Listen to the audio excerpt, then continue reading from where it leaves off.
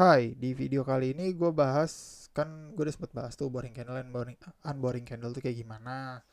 Terus cara nyarinya tuh kayak gimana, cara mengidentifikasi. Ini gue ngomongin teorinya dulu ya, gue belum ada ngomongin tentang teknik lapangannya gimana, terus cara kolaborasi dengan yang lain tuh kayak gimana. Kagak, ini gue mau ngasih tahu cara cari boring candle dulu. Oke, jadi rule yang pertama gue ulangin, carinya di minimal di H4 atau ke atas. H4 itu jarang banget, gue saranin carinya yang D1. D1 ke atas.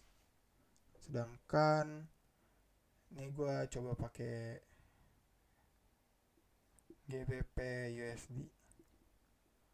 Gue coba mau masukin, ngambil contoh, kan tadi kita udah contoh pakai EUR USD gitu ya. Sekarang kita ambil contohnya GBP USD aja. Nah, di GBP USD ini, kalau lu ngomongin tentang GBP USD dan membahas tentang boring candle and unboring candle, lu ngerti nggak kenapa dia turun? Ketika dia nyentuh sini banget, dia turun.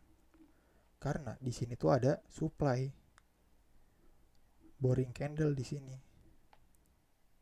Ini boring candle ya kan? Kalau lu kagak kelihatan, gue zoom lagi. Gue kasih garis. Apapun yang nyentuh sini mestinya turun.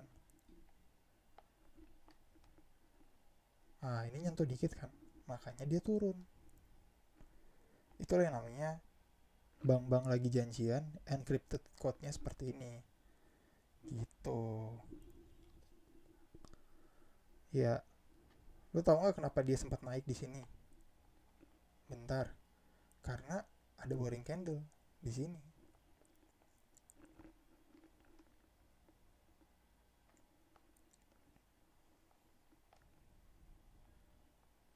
Ini boring candle yang ini.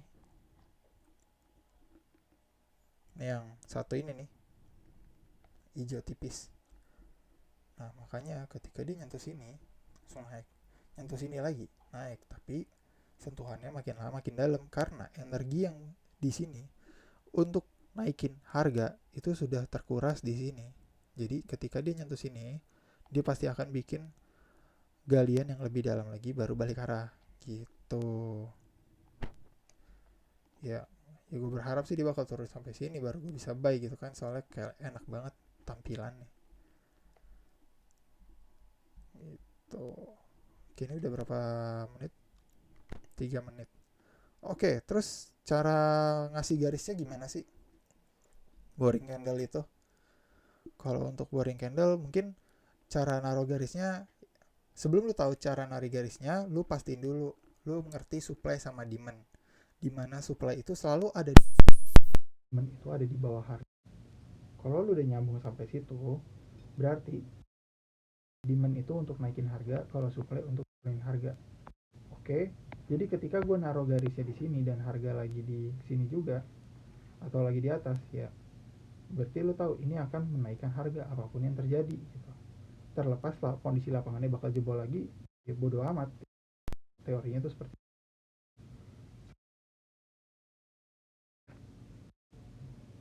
Oke, terus cara penaruhan garisnya gimana?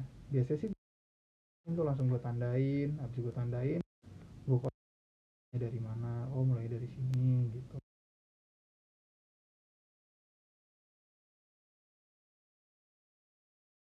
Sih biar lo tahu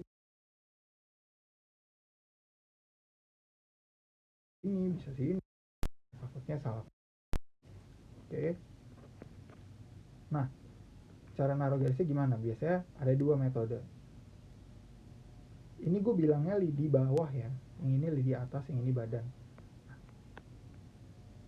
Lu bisa naruhnya gini, pokoknya yang garis ini tuh selalu ada di ujung, pastiin di ujung. Sedangkan kalau yang ini bisa di sini, di peralihan antara lidi atas sama badan, atau di ya sama-sama ujung-ujung lidi, bisa di sini, bisa di sini. Kalau yang di sini ininya mutlak, nggak bisa diapa-apain. Sama kayak gini juga, yang ini lu bisa bikin lidinya di sini atau bisa yang di ujungnya. Tapi kalau yang ini udah mutlak di sini. Terus ya udah deh, lu tandain kodenya.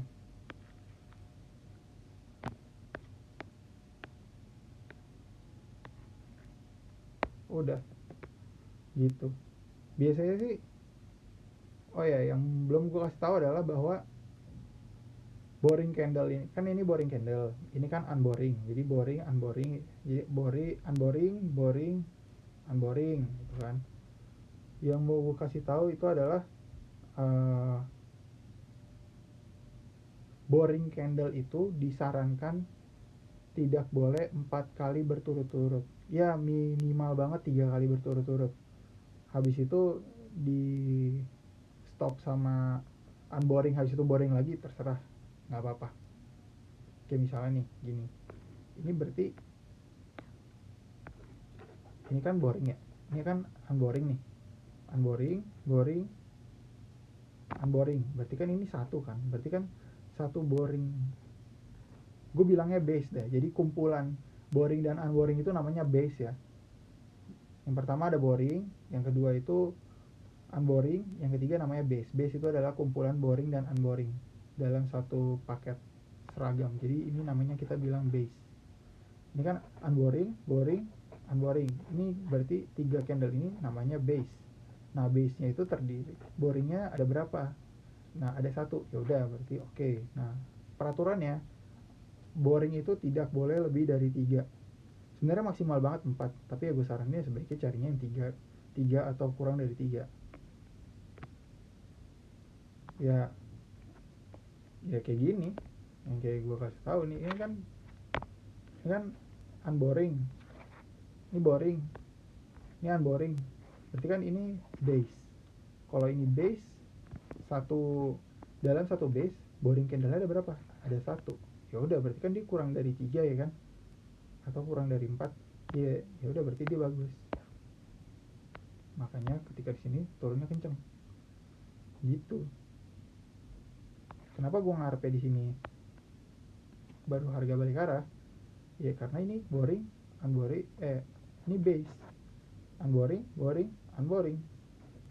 Nah ini base, salah satu base itu terdiri dari satu boring candle, berarti kan satu kurang dari 3 atau tidak, atau kurang dari 4, berarti dia kekuatannya tinggi gitu. Jadi mestinya tadi nyentuh harga di sini, entah itu nyentuhnya di lidi atau nyentuhnya di badannya, ya harga abis itu bahkan akan balik arah seperti itu.